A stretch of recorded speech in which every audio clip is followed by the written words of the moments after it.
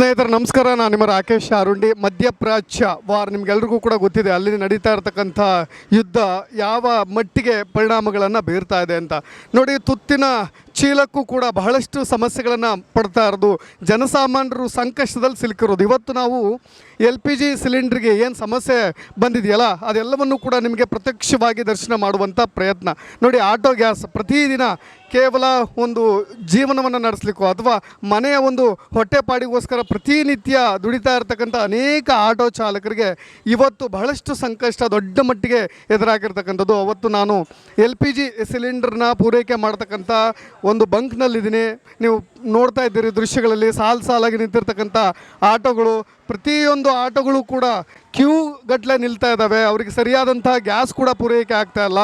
ನಮಗೆ ಈಗಾಗಲೇ ಗೊತ್ತಿದೆ ವಾಣಿಜ್ಯ ಸಿಲಿಂಡರ್ನ ಬೆಲೆ ಯಾವ ಮಟ್ಟಿಗೆ ಏರಿಕೆ ಆಗಿದೆ ಅಂತ. 2,000 ರೂಪಾಯಿನೂ ಕೂಡ ದಾಟಿರ್ತಕ್ಕಂಥದ್ದು. ಇದಾದ ಬೆನ್ನಲ್ಲೇ ನಮಗೆ ಈಗಾಗಲೇ CNG ಗ್ಯಾಸ್ಗೂ ಕೂಡ ಇದೇ ರೀತಿಯಾದಂಥ ಸಮಸ್ಯೆ ಎದುರಾಗಬಹುದು ಎನ್ನಲಾಗ್ತಾ ಇದೆ. ಇದರ ಜೊತೆಗೆ ಈಗ ಆಟೋ ಗ್ಯಾಸ್ಗೂ ಕೂಡ ಅದೇ ರೀತಿಯಾದಂಥ ಸಮಸ್ಯೆ ತೋರ್ತಾ ಇರೋದು ನೋಡಿ. ಸಾಲಗಟ್ಟಲೆ ಕ್ಯೂ ನಿಂತ್ಕೊಂಡಿದ್ದ ಒಂದು ಕಡೆ ನಾವು ಇರ್ತಕ್ಕಂಥ ಸಮಯದಲ್ಲಿ, ದಿನದ ಸಮಯದಲ್ಲಿ ದುಡಿಬೇಕೋ ಅಥವಾ ಈ ರೀತಿಯಾಗಿ ಕ್ಯೂ ನಿಂತ್ಕೊಂಡು ಬರೀ ನಾವು ಗ್ಯಾಸನ್ನು ತುಂಬಿಸ್ಕೊಳ್ಳಿಕ್ಕೆ ಇಡೀ ಸಮಯವನ್ನು ವ್ಯರ್ಥ ಮಾಡಬೇಕೋ ಗೊತ್ತಾಗ್ತಾ ಇಲ್ಲ.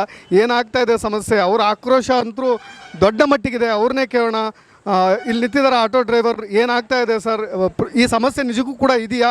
ಗ್ಯಾಸ್ ಸಮಸ್ಯೆ ಇದೆಯಾ ಅಥವಾ ಇದನ್ನು ಪರಿಹರಿಸ್ತೀವಿ, ಏನೂ ಇಲ್ಲ, ಸಮಸ್ಯೆನೇ ಇಲ್ಲ ಅನ್ನೋ ರೀತಿಯಾಗಿ ಸರ್ಕಾರ ಪ್ರತಿಕ್ರಿಯೆ ಕೊಡ್ತಾರೆ? ನೋಡಿ ಸರ್, ಗ್ಯಾಸಿಂದು ಭಾಳ ಪ್ರಾಬ್ಲಮ್ ಇದೆ. ಸಮಸ್ಯೆ ಅನ್ನೋದು ಭಾಳ. ಪಾರ್ಟಿಗಳು ಒಂದು 10 ರೂಪಾಯಿ ಜಾಸ್ತಿ ಕೊಡಿ, ಗ್ಯಾಸ್ ಇಲ್ಲ ಅಂದರೆ ಕೊಡ್ತಿಲ್ಲ. ಭಾಳ ಗಾಡಿಗಳು ಲೋಡಾಗಿ ನಿಂತಿದ್ದಾವೆ. ಆ ಲೋಡಾಗಿನ ಅನ್ಲೋಡ್ ಮಾಡೋಕ್ಕೆ ಕೊಡ್ತಿಲ್ಲ. ಇವರು ಒಳಗಡೆ ಇದು ಮಾಡ್ತಿದ್ದಾರೆ, ಹಗರಣ ಮಾಡ್ತಿದ್ದಾರೆ.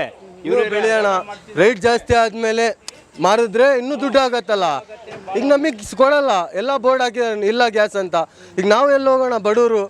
ಮನೆ ಈಗ ಒಂದು ದುಡಿಮೆ ಅಂದಮೇಲೆ ಇದು ರಥ ಅಂದಮೇಲೆ ಇದ್ರ ಮೇಲೆ ಒಂದು ನಂಬಿಕೆ ಮೇಲೆ ಇರ್ತಾರೆ. ಇಡೀ ಫ್ಯಾಮಿಲಿನೇ ಡಿಪೆಂಡ್ ಆಗಿರುತ್ತೆ ಇದ್ರ ಮೇಲೆ. ಅನ್ನನೇ ತಿಂತಾ ಇರೋದು ಇದರಿಂದ ನಾವು. ಈಗ ನಾವೆಲ್ಲ ಹೋಗೋಣ?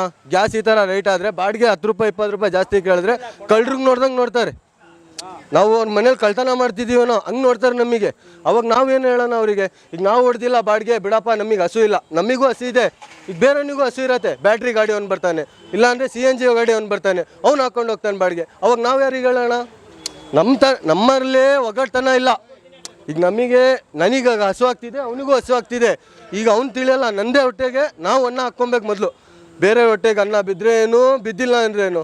ಈಗ ನಮ್ಮ ಹೆಂಡತಿ ಮಕ್ಕಳು ಎಲ್ಲ ಹೋಗ್ಬೇಕು, ನಾವೆಲ್ಲ ರೋಡಿಗೆ ಬರಬೇಕಾ? ಈಗ ನಮಗೂ ಎಲ್ಲ ದುಡಿಮೆ ಇದೆ ಸರ್. ಒಂದು ಜೀವನ ಗಾರಿ ಕೆಲಸ ಮಾಡಿ ದುಡಿಮೆ ಮಾಡ್ಕೊಬೋದು. ಒಬ್ಬೊಬ್ಬ ಆಟೋ ಡಿಪಾರ್ಟ್ಮೆಂಟವನು 3,000ನೋ 2,000ನೋ ಲಿಟಿಗೇಷನ್ ಇಟ್ಕೊಂಡಿರ್ತಾನೆ, ಫಂಡು ಚೀಟಿ ಏನೇನೋ ಹಾಕ್ಕೊಂಡಿರ್ತಾನೆ. ಅವ್ನ ಕಷ್ಟ ಜಾಸ್ತಿ ಇರತ್ತೆ. ಅಲ್ಲಿ ಹೋದರೆ ಅವನಿಗೆ ಅಷ್ಟು ದುಡ್ಡು ಸಿಕ್ಬಿಡತ್ತಾ? ಅವನೇನೋ ರಾತ್ರಿ ಓಡಿಸ್ತಾನೋ ಹಗಲು 24 ಅವರ್ಸ್ ಗಾಡಿ ಓಡಿಸ್ತಾನೆ, ಏನೋ ಅವ್ನು ಕಷ್ಟಪಡ್ತಾ ಇರ್ತಾನೆ. ಬೇರೆಯವ್ರಿಗೂ ಕೇಳಿ ನೋಡ್ರಿ ಕಷ್ಟ ಎಷ್ಟೆಷ್ಟು ಆಗ್ತಿದೆ ಅಂತ, ಅವ್ರಿಗೆ ಗೊತ್ತಾಗತ್ತೆ ಕೇಳ್ರಿ. ಜೊತೆಗೆ ಇದ್ರ ಜೊತೆಗೆ ನೋಡಿ, ಕೇವಲ ಈ ದರ ಇದೆಯಲ್ಲ, ಇದು ಫಿಕ್ಸೆಡ್ ದರ ಇಲ್ಲ. ಒಂದೊಂದು ಬಂಕ್ನಲ್ಲೂ ಕೂಡ ಒಂದೊಂದು ರೀತಿಯಾದಂಥ ದರ ಇರೋದು. ಅವ್ರಿಗೂ ಕೂಡ ಕನ್ಫ್ಯೂಷನ್ಸ್ ಇದೆ. ಆ ರೀತಿಯಾಗಿ ಆಗ್ತಿದೆಯಾ ಅನ್ನೋ ಇಷ್ಟು ಪ್ರಶ್ನೆಗಳನ್ನು ಕೂಡ ಕೇಳೋಣ. ಸರ್, ನೀವು ಬಂಕ್ಗಳಲ್ಲಿ ಬಂದು ನಿಂತ್ಕೊಳ್ತೀರಿ, ಕ್ಯೂ ನಿಂತ್ಕೊಳ್ತೀರಿ, ಓಕೆ ಗ್ಯಾಸ್ ಸಿಕ್ಕಿಬಿಡುತ್ತೆ ಅನ್ನೋದಲ್ಲ. ಒಂದೊಂದು ಬಂಕಿಗೂ ಕೂಡ ಒಂದೊಂದು ದರ, ಅದು ಕೂಡ ನಿಮಗೆ ಬರೆ ಆಗ್ತಾ ಇದೆ. ಒಂದೊಂದು ಬಂಕಲ್ಲಿ ಒಂದೊಂದು ರೇಟ್ ಇದೆ ಸರ್. ಇವತ್ತಿನ ಕಾಲದಲ್ಲಿ ಆಟೋದವ್ರು ಜೀವನ ಮಾಡೋದು ಭಾರಿ ಕಷ್ಟ ಇದೆ. ಗ್ಯಾಸ್ಗಳು ಸಿಗ್ತಾ ಇಲ್ಲ. ದುಡಿ 600-700 ರೂಪಾಯಿ ದುಡಿಮೆ ದಿನಕ್ಕೆ 450 ರೂಪಾಯಿ 500 ರೂಪಾಯಿ ಗ್ಯಾಸೇ ಹಾಕಬೇಕಾಗುತ್ತೆ. ನಾವು ಉಳಿದ ದುಡ್ಡಲ್ಲಿ ತೊಗೊಂಡಾಗ ಹೆಂಡತಿ ಮಕ್ಕಳನ್ನ ಹೆಂಗೆ ಸಾಕಬೇಕು ಏನು ನಮಗೆ ಒಂದು ಗೊತ್ತಾಗ್ತಿಲ್ಲ ಸರ್. ಆಟೋ ಡ್ರೈವರ್ಗಳು ಇವತ್ತಿನ ದಿವಸ ವಿಷ ಕುಡಿಯೋಂಥ ಪರಿಸ್ಥಿತಿ ಬಂದಿದೆ. ಇದಕ್ಕೇನಾದ್ರು ಒಂದು ಪರಿಹಾರ ದಯವಿಟ್ಟು ಮಾಡ್ಕೊಡಿ ಅಂತ ನಾವು ಕೇಳ್ಕೊಂಡು ಸರ್. ಜೊತೆಗೆ ಬನ್ನಿ, ಹಂಗೆ ಮೂವ್ ಮಾಡಿ. ನಾನು ಕೇಳ್ತಾ ಇದ್ದೆ, ಅದೇ ಪ್ರಶ್ನೆಯನ್ನು ಕೇಳ್ತಾ ಇದ್ದೆ ಸರ್. ನೀವು ಪ್ರತಿನಿತ್ಯ ಅಟ್ಲೀಸ್ಟ್ ಏನೋ ಒಂದು 600-700 ರೂಪಾಯಿ ದುಡಿದ್ರೆ ಮನೆ ತೆಗೆದುಕೊಂಡು ಹೋಗಬೇಕು ಅಂತ ಇದ್ರಿ. ಒಂದು ನಂಬ್ಕೊಂಡಂಥ ಉದ್ಯೋಗ, ನಿಮಗೆ ಗೊತ್ತಿರೋದೇ ಇದೇ ವೃತ್ತಿ. ಮತ್ತೆ ಬೇರೆ ಅದನ್ನೆಲ್ಲವನ್ನು ಕೂಡ ಬದಲಾಯಿಸ್ಲಿಕ್ಕೆ ಆಗೋದಿಲ್ಲ ಅನ್ನೋ ರೀತಿಯಾಗಿ ಈ ಒಂದು ಉದ್ಯೋಗಕ್ಕೆ ಈಗ ಮುಳ್ಳಾಗಿರ್ತಕ್ಕಂಥದ್ದು ಸರ್ಕಾರ ಕೂಡ ಸ್ಪಂದಿಸದೇ ಇರತಕ್ಕಂಥದ್ದು ನಿಜ ಸರ್. ಖಂಡಿತವಾಗ್ಲೂ ಇದ್ರ ಬಗ್ಗೆ ಸರ್ಕಾರ ಕ್ರಮ ಕೈಗೊಳ್ಳಬೇಕು. ಇಲ್ಲಾಂದ್ರೆ ಆಟೋದವ್ರು ನಿಜವಾಗ್ಲೂ ಜೀವನ ಮಾಡೋ ಭಾರಿ ಕಷ್ಟ ಇದೆ. ವಿಷ ತಗೊಂಡು ಸಹಾಯ ಅಂತ ಪರಿಸ್ಥಿತಿ ಬಂದಿದೆ ಸರ್. ಅದೇ ಆಟೋ ರೇಟ್ ಬಗ್ಗೆ ಲೋಡ್ಗಳು ಸ್ಟಾಕ್ ಆಗಿ ಅವರಿಗೆ ಅನ್ಲೋಡ್ ಮಾಡೋಕ್ಕೆ ಕೊಡ್ತಿಲ್ಲ. ಖುದ್ದು ಡ್ರೈವರ್ಗಳೇ ಇದ್ದಾರಲ್ಲ, ಲಾರಿ ಡ್ರೈವರ್ಗಳು, ಅವರೇ ವಾಟ್ಸಪ್ಪಲ್ಲಿ ಬಿಟ್ಟಿದ್ದಾರೆ ನೋಡಿ. 15 ದಿವಸದಿಂದ 20 ದಿನ ನಾವು ಇಲ್ಲೇ ಕೊಳಿತಿದ್ದೀವಿ, ಅನ್ಲೋಡ್ ಮಾಡೋಕ್ಕೆ ಕೊಡ್ತಿಲ್ಲ ಅಂತೆ. ಗಾಡಿಗೆ ಲೋಡ್ ಆಗಿ ಹಾಗೆ ಸ್ಟಾಕ್ ನಿಂತಿದ್ದಾವಲ್ಲಿ. ಇಲ್ಲಿ ಸಮಸ್ಯೆಗಳು ಲೋಡ್ ಇಲ್ಲ ಅದಿಲ್ಲ ಅಂತಿರೋದಷ್ಟೇ. ಇವ್ರಿಗೆ ಬಂದರೆ ಇವ್ರು ಹಾಕ್ತಾರೆ, ಫಿಲ್ ಆಗುತ್ತಲ್ಲ, ಫಿಲ್ ಆಗಿ ಡೌನ್ ಆಗುತ್ತಲ್ಲ, ಯಾರು ಮಾಡೋಕ್ಕೆ ಬಿಡ್ತಿಲ್ಲ. 10-15 ಡ್ರೈವರ್ಗಳು ಪಾಪ ಕೊಳಿತಿದ್ದಾರೆ. ವಾಟ್ಸಪ್ಪಲ್ಲಿ ಹಾಕಿದ್ದಾರೆ ನೋಡಿ ಅವರೇ ಡ್ರೈವರ್ಗಳು. ಅದೆಲ್ಲ ಯಾರೂ ಪರಿಹಾರ ಮಾಡ್ತಿಲ್ಲ. ಕೆಲವೊಂದು ಕಡೆ ಇದ್ರೂ ಕೂಡ ಕೊಡ್ತಾ ಇಲ್ಲ ಅಂದ್ರೆ ಒಂದು ಸ್ವಲ್ಪ ಸ್ಟಾಕ್ ಇಟ್ಕೊಂಡ್ರೆ ಅದ್ರ ರೇಟ್ ಕೂಡ ಜಾಸ್ತಿ ಆಗುತ್ತೆ, ವ್ಯಾಲ್ಯೂ ಕೂಡ ಜಾಸ್ತಿ ಆಗುತ್ತೆ. ಅನಿವಾರ್ಯವಾಗೂ ಕೂಡ ನೀವು ತುಂಬಿಸ್ಕೊಳ್ಬೇಕು. ಮಾಡ್ತಾರೆ. ನಾವು ನೋಡಿ ಎಮರ್ಜೆನ್ಸಿ ಬಸ್ ಸ್ಟ್ಯಾಂಡಿಂದ ಖಾಲಿ ಬಂದು ಈಗ ತುಂಬಿಸ್ಕೊಳ್ತಿರೋದು. ಎಲ್ಲೂ ಇಲ್ಲ ಶಿವಮೊಗ್ಗದಲ್ಲಿ ಒಂದು 4-5 ಬಂಕಲ್ಲಿ ಮತ್ತೆ ಸಾಯಂಕಾಲ ಬರುತ್ತೆ ಅಂತ ಹೇಳಿದ್ದಾರೆ.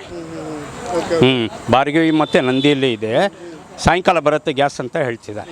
ಇಲ್ಲ ಅವ್ರ ಹತ್ರ ರೇಟ್ ಎಷ್ಟಿದೆ ಸರ್ ಗ್ಯಾಸ್? ರುಪೀಸು 90 ರುಪೀಸೇ ಇಲ್ಲಿದೆಯಲ್ಲ ಕರೆಕ್ಟ್ ರೇಟ್. ಅದು ಅವನಿದಾನಲ್ಲ 105 ರೂಪಾಯಿ ಅವ್ನು ಮಾಡಿರೋದು. ಅವನಿಗೆ ಗಲಾಟೆ ಮಾಡಿದ್ರು ಎಲ್ಲ ಕಡೆ ಕಮ್ಮಿ ಇತ್ತು, ಅವ್ನು 90 ಮಾಡಿದ್ದ. ಆವಾಗ ಗಲಾಟೆ ಮಾಡಿ ಭಾಳ ಇದು ಮಾಡಿದಾಗ ಒಂದು 5 ರೂಪಾಯಿ ಕಮ್ಮಿ ಮಾಡಿದ್ದ, ಮತ್ತೆ ಅದೇ ಥರ ಮಾಡ್ತಿದ್ದಾನೆ. ಅಲ್ಲಿದೆಯಲ್ಲ ಬಂಕದು, ಅದಕ್ಕೆ ಆಗಬೇಕು break. Okay sir, thank you. ಇನ್ನೊಬ್ಬರು ಆಟೋ ಡ್ರೈವರ್ ಇದ್ದಾರೆ ಸರ್. ನಾನು ಹೇಳ್ತಾ ಇದ್ದೆ ಭಾಳಷ್ಟು ದೊಡ್ಡ ಮಟ್ಟಿಗಿನ ಸಮಸ್ಯೆ ಅಂತೂ ಕಾಣಿಸ್ತಾ ಇದೆ ಅಂತ. ಯಾಕೆಂದರೆ ಬ್ಯಾಕ್ ಟು ಬ್ಯಾಕ್ ಆಟೋಗಳಂತೂ ಬರ್ತಾ ಇರುತ್ತೆ. ಎಲ್ಲೆಲ್ಲೋ ದೂರದಿಂದ ಎಲ್ಲೋ ಒಂದು ಕಡೆ ನಾನು ಹೇಳ್ತಾ ಇದ್ದೆ ಬಾಣಂತಿ ಸಮಸ್ಯೆ ಆದಾಗ ಎಷ್ಟು ಸಮಸ್ಯೆ ಆಗುತ್ತೆ. ಯಾರೋ ಆಟೋ ಡ್ರೈವರ್ನ ಡಿಪೆಂಡೆಂಟ್ ಮಾಡ್ಕೊಂಡ್ರು, ಆರೋಗ್ಯ ಸರಿ ಇಲ್ಲದೆ ಇರ್ತಕ್ಕಂಥವ್ರು, ಎಲ್ಲೋ ಅರ್ಧ ದಾರಿಯಲ್ಲೇ ಆರೋಗ್ಯ ಕೆಟ್ಟಾಗ ಈ ಆಟೋ ಗ್ಯಾಸ್ ಏನಾದರೂ ಖಾಲಿ ಆಗಿಬಿಟ್ರೆ ಯಾವ ರೀತಿಯಾದಂಥ ಸಮಸ್ಯೆ ಕಾಣಿಸ್ತದೆ. ತುಂಬ ಇಂಪಾರ್ಟೆಂಟ್ ರೋಲ್ ಕೂಡ ಆಟೋದಿದೆ. ಹಾಗಾಗಿ ಆಟೋ ಎಷ್ಟು ಮೇಜರ್ ರೋಲ್ನ ಮಾಡುತ್ತೆ ಅಂತ ಅವರು ಹೊಟ್ಟೆಪಾಡಿಗೆ ದೊಡ್ಡ ಹೊಡೆತ ಬಿದ್ದಾಗಂದ್ರೂ ದೊಡ್ಡ ಸಮಸ್ಯೆ ಖಂಡಿತವಾಗೂ ಆಗುತ್ತೆ. ಆಟೋ ಡ್ರೈವರ್ನ ಕೇಳೋಣ ಸರ್, ಏನಾಗ್ತಾ ಇದೆ ಸಮಸ್ಯೆ, ಎಷ್ಟು ಕಷ್ಟ ಆಗ್ತಿದೆ ಸರ್ ನಿಮಗೆ ಪ್ರತಿನಿತ್ಯ ಈ ಥರದ ಗ್ಯಾಸ್ ಕೂಡ ಕೊರತೆ ಆಗ್ತಾ ಇರೋದು? ಭಾಳ ಚೀಸ್ನ ಹೀಗೆ ಆಗ್ತಾಯಿದೆ ಸರ್. ಗ್ಯಾಸ್ ಒಂದೊಂದು ಕಡೆ ಒಂದು ರೈಟ್, ಇಲ್ಲೊಂದು ರೈಟ್, ಯಾವ ಥರ ಭಾಳ ಬದುಕಬೇಕು ಹೇಳಿ ನೀವು ಆಟೋ ಡ್ರೈವರ್ಗಳು?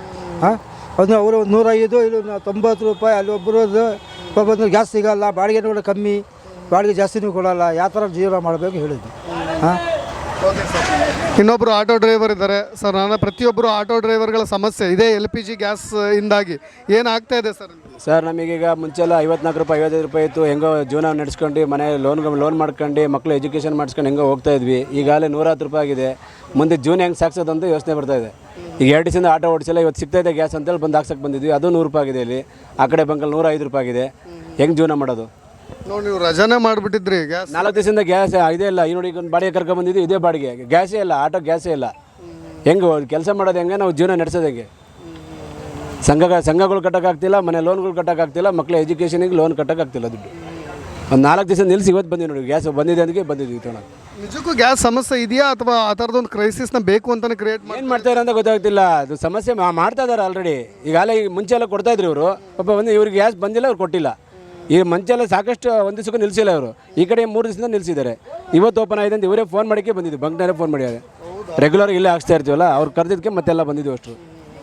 ಎಲ್ಲೋ ಗ್ಯಾಸಲ್ಲಿ ಹೋಗ್ತಾ ಇರ್ತೀರಿ, ಆ ಥರದ್ದು ಏನಾರು ಸಮಸ್ಯೆಗಳಾಗಿದೆ ಸರ್? ಅರ್ಧ ದಾರಿಗೆ ಕೈ ನಿಲ್ಲಿಸಿದ್ರೆ ಪೆಟ್ರೋಲ್ ಕಸ್ಟಮರ್ಸ್ಗಳು ದುಡ್ಡು ಕೊಡ್ದೇನೆ ವಾಪಸ್ ಕಸ್ಟಮರ್ ಕೊಡ್ತಾ ಇಲ್ಲ. 110 ರೂಪಾಯಿ ಆಗಿದೆ ಅಂತಂದರೆ ನಮಗೆ ಗೊತ್ತಿಲ್ಲಪ್ಪ, ಇದು ಬಂದರೆ ಬಾ ಬಿಟ್ಟರೆ ಬಿಡು ಅಂತಾರೆ. 10 ರೂಪಾಯಿ ಜಾಸ್ತಿ ಕೊಂಡು ಕೊಡ್ತಾ ಇಲ್ಲ. ಜೀವನ ಮಾಡೋದೇ ನಾವು ಕಷ್ಟ. ಅವ್ರು ಹೆಂಗೆ ಕೇಳೋಣ ಹೇಳಿ? ಬಾಡಿಗೆ ರ್ಯಾಪಿಡೋ ಓಪನ್ ಮಾಡ್ಕೊಂಡ್ರೆ ಅವರೆಲ್ಲ ಪೂರ ಆನ್ಲೈನಲ್ಲೇ ಇದು ಗ್ಯಾಸಿಂದ ಏನೂ ತೊಗೊತಾ ಇಲ್ಲ. ಅವರು ಮಾಮೂಲಿ ಕೊಡ್ತಾ ಇದ್ದಾರೆ, ಅದರಲ್ಲೂ ಬಾಡಿಗೆ ಮಾಡೋಕ್ಕಾಗ್ತಾಯಿಲ್ಲ. ಗ್ಯಾಸ್ ಇಲ್ಲಂದ್ರೆ ಎಲ್ಲಿಂದ ಬಾಡಿಗೆ ಮಾಡೋಣ? ಇಂಥ ಸಮಸ್ಯೆ ಆಗ್ತಾಯಿದೆ ನಮಗೆ. ಸರಿ ಸರ್, ಓಕೆ. ಇನ್ನೊಬ್ಬರು ಆಟೋ ಡ್ರೈವರ್ ಇದ್ದಾರೆ, ಅವ್ರನ್ನ ಕೇಳ್ತಾ ಇದ್ದೀನಿ ಸರ್. ಹೇಳಿ ಸರ್, ಆ ಗ್ಯಾಸ್ ಸಮಸ್ಯೆಯಿಂದಾಗಿ ಎಷ್ಟೆಲ್ಲ ಸಮಸ್ಯೆ ಭಾಳ ಇದಾಗ್ಬಿಟ್ಟಿದೆ. ಸ್ವಲ್ಪ ಸಮಯ ಕೊಟ್ಟರೆ ಸಾಕು, ಅವರು ಮುಂದೆ ಹೋಗ್ಬಿಡೋಣ ಅನ್ನೋ ರೀತಿಯಾಗಿದ್ದಾರೆ. ಎಲ್ರಿಗೂ ಕೂಡ ದುಡಿಬೇಕು ಅನ್ನೋ ಒಂದು ಹಠ, ಎಲ್ಲ ಒಂದಿಷ್ಟು ಸಾಲಗಳು ಮಾಡ್ಕೊಂಡಿರ್ತಾರೆ, ಜೀವನದ ಸಮಸ್ಯೆಗಳು ಬೇಗ ತುಂಬಿಸ್ಕೊಂಡು ಹೋಗ್ಬೇಕು ಅನ್ನೋ ರೀತಿಯಾಗಿರ್ತಾರೆ. ಸರ್, ಏನು ಹೇಳ್ತೀರಿ ಗ್ಯಾಸ್ ಸಮಸ್ಯೆ? ಸಾರ್ ದೊಡ್ಡ ಮಟ್ಟಿಗೆ ಎಲ್ಲೋ ನಡೀತಾ ಇರ್ತಕ್ಕಂಥ ಮಧ್ಯಪ್ರಾಚ್ಯ ಬಿಕ್ಕಟ್ಟು ಈ ಮಟ್ಟಿಗಿನ ಅಭಾವವನ್ನು ಸೃಷ್ಟಿ ಮಾಡೋದು. ಹೌದು, ಅಲ್ಲ ಆಗ್ತಾ ಇರೋದು. ನಮಗೆ ಇಲ್ಲಿ ಹೊಟ್ಟೆಪಾಡಿಗೆ ಮಣ್ಣೆಲ್ಲ ಮಣ್ಣು ತಿನ್ಬೇಕೀಗ.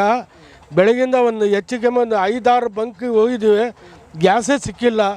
ಇಲ್ಲಿ ಸಿಕ್ಕಿದೆ, ಯಾರು ಹೇಳಿದ್ರು, ಇಲ್ಲಿ ಬಂದಿದ್ದೀವಿ. ಈಗ ಮಧ್ಯಾಹ್ನ ಗ್ಯಾಸೇ ಹುಡ್ಕೋದಾಯಿತು. ಮಧ್ಯಾಹ್ನ ಮೇಲೆ ಜನ ತಿರುಗಳ ಎಲ್ಲೂ ಹೊರಗಡೆನೇ ಬರೋಲ್ಲ ಬಿಸಿಲಿಗೆ. ಹೆಂಗೆ ಜೀವನ ಮಾಡೋದು ಭಾಳ ಕಷ್ಟ ಆಗಿಬಿಟ್ಟಿದೆ. ಈ ಸರ್ಕಾರ ಏನಾರ ಮಾಡಬೇಕು. ಸರ್ಕಾರ ನಮಗೆ ಏನಾರ ಮಾಡಬೇಕು. ಆಟೋ ಡ್ರೈವರಿಗೆ ನಾವು ನಮ್ಮ ಹೆಚ್ಚು ಕಮ್ಮಿ ಒಂದು 5-6 ಜನ ನಾವು ಇದು ಆಟೋದಾಗೆ ದುಡ್ದು ತಿನ್ನೋದು, ಮತ್ತು ಹೊಟ್ಟೆಗೆ ಅದೇ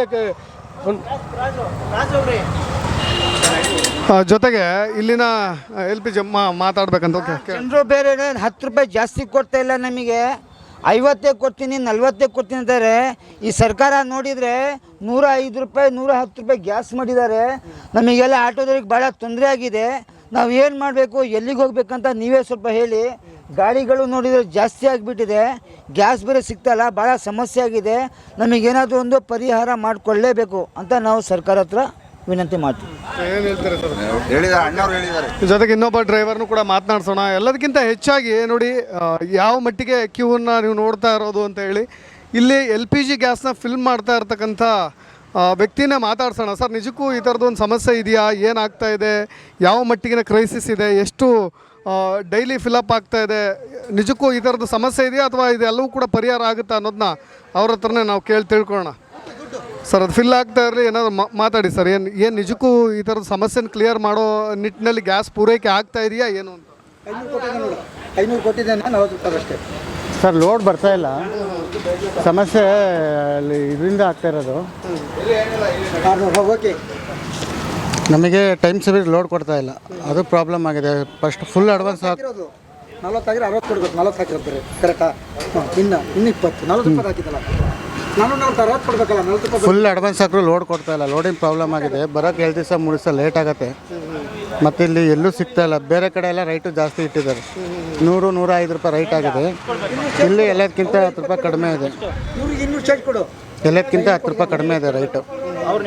ನೀವೇ ಫೋನ್ ಮಾಡಿ ಕರ್ಸ್ಕೊಳ್ತಾ ಇದ್ದೀರಾ? ಒಂದು 2 ದಿನದಿಂದ ಬರ್ತಾ ಇರಲಿಲ್ಲ ಅಂತ. ನಾವೇ ಫೋನ್ ಮಾಡಿ ಕರ್ಸ್ಕೊತಾ ಇದ್ದೀವಿ. ಫಸ್ಟೆಲ್ಲ ಅಡ್ವಾನ್ಸ್ ಹಾಕಿದ್ರೆ ಲೋಡ್ ಕಳಿಸ್ಬಿಡೋರು. ಈಗ ಫುಲ್ ಕ್ಯಾಶ್ ಹಾಕಿದ್ರು ಬರ್ತಾ ಇಲ್ಲ. ಕ್ಯಾಶ್ ಹಾಕಿದ್ರು ಲೋಡ್ಗಳು ಸಮಸ್ಯೆ ಪರಿಹಾರ ಆಗುತ್ತೆ ಅಂತ ಅನ್ಸುತ್ತೆ ಸರ್? ನೀವೇನಾದರೂ ಮಾತಾಡಿದ್ರೆ ಅದು ಗೊತ್ತಾಗುತ್ತಲ್ಲ ನಿಮ್ಮ ಮೂಲಗಳ ಪ್ರಕಾರ? ಇನ್ನೂ ಏನು ಹೇಳೋಕ್ಕಾಗಲ್ಲ.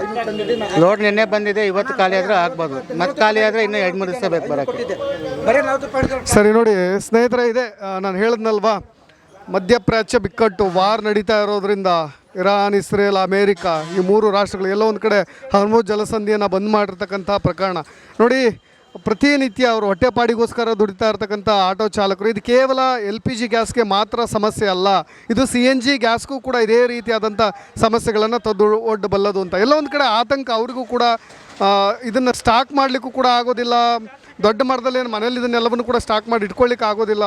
ಅವ್ರು ಪ್ರತಿನಿತ್ಯ ಇಲ್ಲೇ ಟ್ರಾವೆಲ್ ಮಾಡ್ತಾ ಇರ್ತಾರೆ. ಎಲ್ಲೋ ಒಂದು ಕಡೆ ಕೈ ಕೊಟ್ಟಾಗ ಮತ್ತೆ ಹೆಚ್ಚು ಅವ್ರು ಮತ್ತು ದೂರದಿಂದ ಇನ್ನೊಂದು ಕಡೆಯಿಂದ ಮತ್ತೆ ಬಂದು ಇಲ್ಲಿ ಫಿಲಪ್ ಮಾಡ್ಕೊಳ್ಬೇಕಾಗತ್ತೆ. ಈ ಥರದ ಕಂಟಿನ್ಯೂ ಇದು ಆಗ್ತಾ ಇರೋದು. ಈ ಸಮಸ್ಯೆಗೆ ಯಾವ ರೀತಿಯಾದಂಥ ಪರಿಹಾರವನ್ನು ಸರ್ಕಾರ ಕಂಡುಕೊಳ್ಳುತ್ತೆ, ಜೊತೆಗೆ ಯಾವಾಗ ಯುದ್ಧ ನಿಲ್ಲುತ್ತೆ, ಇವೆಲ್ಲವೂ ಕೂಡ ಆತಂಕಗಳೊಂದಿಗೆ ದಿನಗೂಲಿ ಕೆಲಸಗಾರರು, ನೌಕರರು ಪ್ರತಿನಿತ್ಯ ಸಂಕಷ್ಟವನ್ನು ಪಡ್ತಾ ಇರೋದು. ನೋಡೋಣ ಏನಾಗಬಹುದು ಅನ್ನೋ ಅಪ್ಡೇಟ್ಸ್ಗಳೊಂದಿಗೆ ಮತ್ತೆ ಬರ್ತೀನಿ. ನಾನು ರಾಕೇಶ್ ಆರುಂಡಿ, ಧನ್ಯವಾದ.